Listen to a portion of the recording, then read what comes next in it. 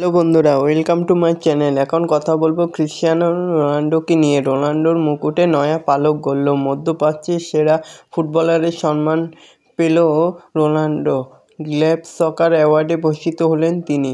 এই সঙ্গে সর্বকালের সবচেয়ে গোলদাতা হওয়ার জন্য আলাদা সম্মানও দেওয়া হলো তাকে। তারপরও 5 বারের ব্যালন ডি জয়ী ফুটবলারের মতামত রাখলেন একাধিক বিষয়ে।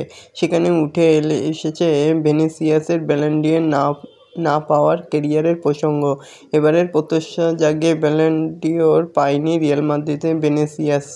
রোনাল্ডো ইউরোপ ছেড়েছেন অনেক দিন, এখনও সৌদি প্রো লিগে দাপিয়ে বেড়াচ্ছে। তা আর কতদিন খেলবেন তিনি?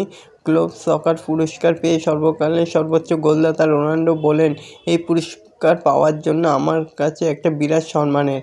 আমার বড় ছেলে বউ এখানে আছে, আমার সবচেয়ে বড় সমর্থক ওরাই। 1 মাস পরে আমি 40 পেরিয়ে পা দেব। তখন আমি এই দিনগুলো আবার যাতে স্মৃতি হিসেবে রাখতে পারি, তার জন্যই আমি এখনও খেলা চালিয়ে যাব। কারণ আমি ট্রফি জিততে চাই, আমি চ্যাম্পিয়ন হতে চাই, আরও অনেক গোল করতে চাই, জাতীয় দলের হয়েও জয় পেতে চাই। তো এরকমই সব ক্রিশ্চিয়ানো রোনাল্ডোর খবর প্রতিনিয়ত জানতে হলে আমার চ্যানেলটিকে অতি শীঘ্রই লাইক, কমেন্ট, সাবস্ক্রাইব করতে ভুলো না। ধন্যবাদ সবাইকে।